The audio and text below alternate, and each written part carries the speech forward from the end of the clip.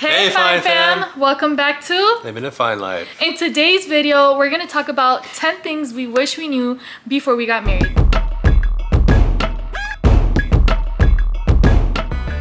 The purpose of this video is to help you if you're engaged in a relationship, very committed relationship, or even early marriage at any point really. So Shane and I have been married for 9 years and we've learned a lot throughout the way. Along our journey of marriage, there's been a lot of trials and challenges that we've had to face and overcome, and some that we're still working on, frankly honest. However, the love and just the whole joy and all the happy moments in marriage truly make it all worth it. So we want to share these 10 things that maybe you don't know that now you can know, and it can help you as you prepare to get married or in your years of marriage, really. If you haven't already subscribed to the Fine Life channel, feel free to do so by clicking that subscribe button down below. Give this video a big thumbs up, like it, and don't forget to hit that notification bell so that you know when we post another video. Now, without further ado, to begin, the first thing I wish we knew before we got married is that the happily ever after ending of the story, fairy tale that was sold to us as we grew up, isn't always realistic. Do you remember being a kid, even through teenage years, and seeing some movie or novel, and at the end of the book it says, and they lived happily ever after? Exactly. Or some Disney film or something on TV, right? Usually the kids' books that had to do with relationship or couples, it always ended or began in this fairy tale sense. And while there were a lot of red flags that we could even see now as adults with, for example, Disney princesses or fairy tale books, but as a kid, we're not looking at that. We tend to bypass those, what we call nowadays, red flags. And well, we only saw the beautiful, magical, glitz and glamour, happily ever after. But in marriage, that's not always the case. We think we get married and after you say I do, it's all beautiful and squishy butterflies. But in marriage, the truth and the realness is it gets hard. There's no perfect marriage. There's no perfect couple. And the reality is that you gotta work together as a couple to overcome these challenges. But that's not even the easy part anyways. So it is something to consider before you get married, not to think that it's going to be all perfect rainbows and butterflies, because if you can't work hard together, you may not be able to be together. All right, so the first thing that I would say I wish I knew before getting into marriage or a marriage is that communication is not something that's automatic. Communication has to be worked at each and every single day. And yes, communication is not something that should be assumed. It's something that you have to put work into, and you really have to learn how to communicate effectively with your spouse, because their way of communicating more than likely isn't going to be the way that you communicate, and you could avoid a lot of misunderstandings and a lot of unnecessary conflict and a lot of fights that should never happen if you would put an emphasis on communication and trying to really not assume another person's communication style, but trying to understand the other person's communication style. Yes, that's a really good one, babe. I love that one. The other thing we wish we knew before we got married is that I know I said like it's not going to be easy, but just know that you're gonna have to try to adapt to some things that you're gonna get to know about your partner after you become married. So I know many of you have heard like, oh, when you begin living together, or when you get married and you begin living together, it's challenging because you got to learn to live with someone else, right? Well, that's kind of what I'm talking about, guys. Be prepared that in the new sense of living with someone else comes the surprise that you're gonna see and encounter new things with your partner that you didn't before you got married. And these things and new things that you encounter with your partner may not necessarily be pleasing to you, and it can cause a lot of conflict, but it's how you deal with it that will make the difference in how you problem solve it with your partner. But please know, like, you may get to see other parts of your partner that you do not like because now you're living together and before you weren't. I guess we're on number 4, right? So the fourth thing that I would say that I wish I knew before coming to marriage is that in marriage, you're gonna end up explaining things a lot. And I'm back to, it's like I'm on the assuming topic. Nothing should be ever assumed in marriage. Nothing should, as men, you know, typically we like to think, okay, you're automatically on the same page as I am. Like you're just there, but not necessarily so. It is, and this ties into communication communication as well, I guess. But having to explain like your reasoning behind doing things, your thought process, or why something is important to you, is very important to express in marriage. Now, don't assume that the other person knows automatically that you're doing this action out of love, or don't assume that the other person will pick up that you saying no to doing this, you're trying to protect them, because sometimes it's not apparently obvious. And like I said, this ties into communication as well. So in marriage, never assume. I think that's a good point, babe. And I think that comes with knowing each other very well. That's why it's important that even after you're married, still try to get to know your spouse, because that's going to help with understanding later on, and maybe having to less explain.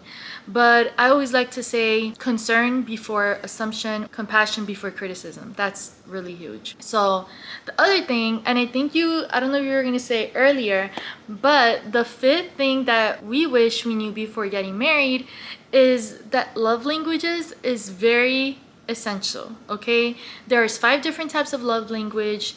Many of you have heard of them before. There's even books online and articles on it.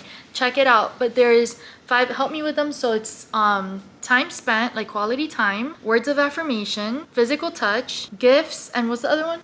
Well, I said quality time. yeah, physical touch, I said gifts, words of affirmation, and acts of service. and acts of service. Yes. So those 5. Now, here's something I've caught, babe, along the way. Not everyone's like love language is the same way that they express love. So the way I receive love from my husband is different on how I receive love from my friends.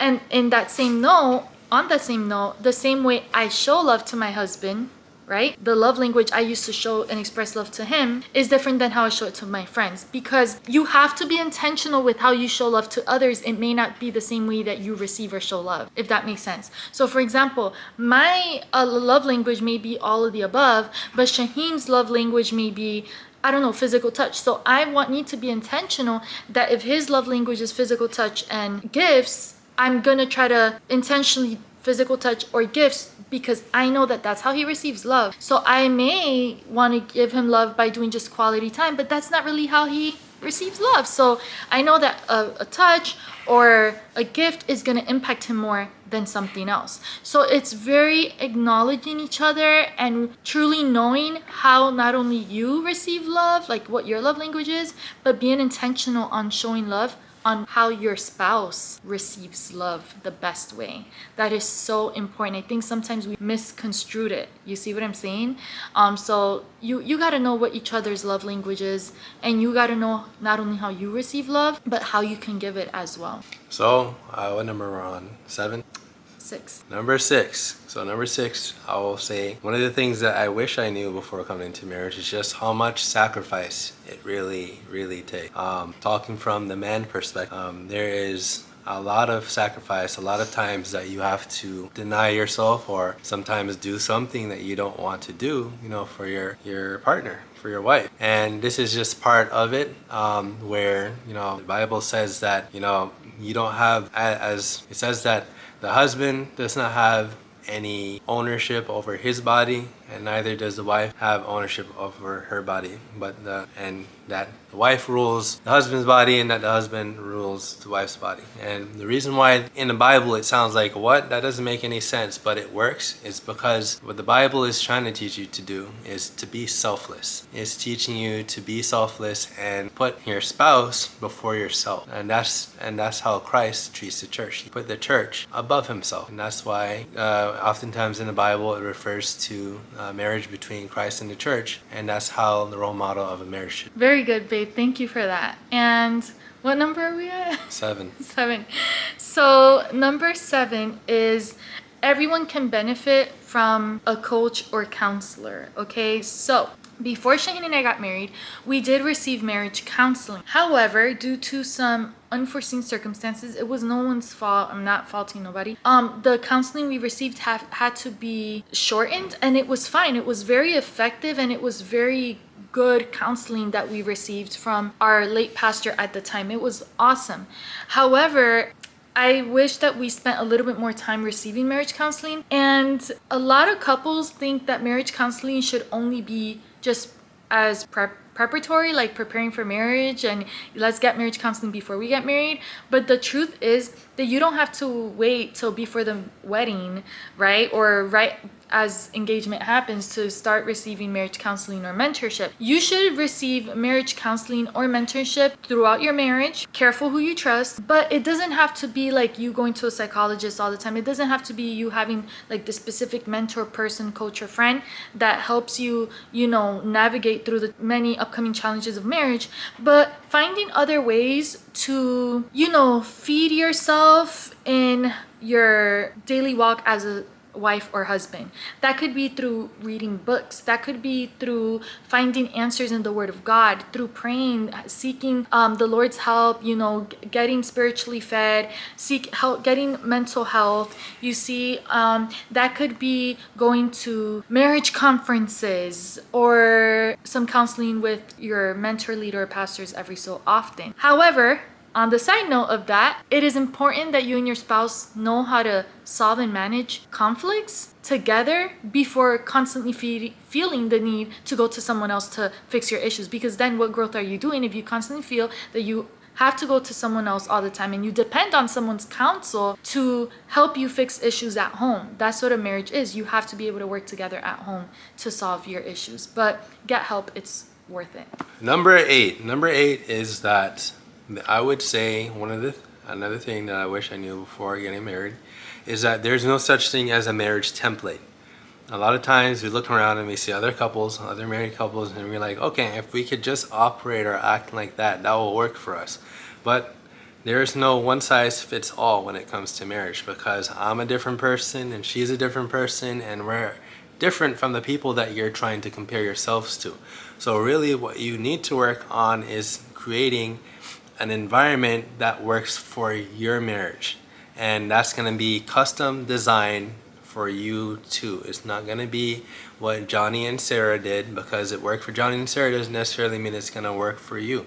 So you need to spend time and invest that time in learning your spouse. That's why, you know, it's great, you know, to really take the engagement phase to really learn about your partner. A lot of times the engagement phase is focused on just planning for the wedding, getting ready for the wedding, making sure that the cake is right, making sure that everybody's going to be invited, and don't really take the time to figure out, okay, what is married life going to look like? I love it. I love it. So the other thing I wish we knew before we got married, and I feel like we learned this very early on, is to continue to date each other. Don't get caught up on the everyday after you get married. I think that was happening to me. I was trying to be like this perfect, great wife, and I was trying to work and do everything at home, and Shaheen was trying to work, and we were also trying to build ourselves. We did get married fairly young, in our early 20s, so we were trying to like start new jobs and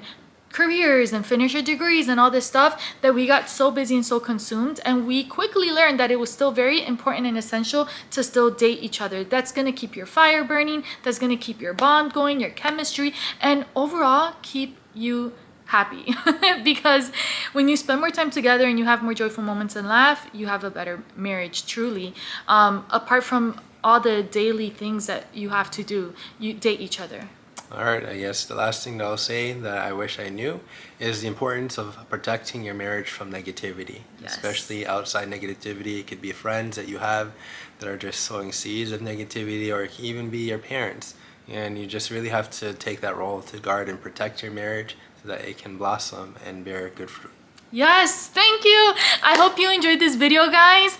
Tag along. Don't forget to like and subscribe. Hit that notification bell and comment below what are other tips you wish you knew before you got married.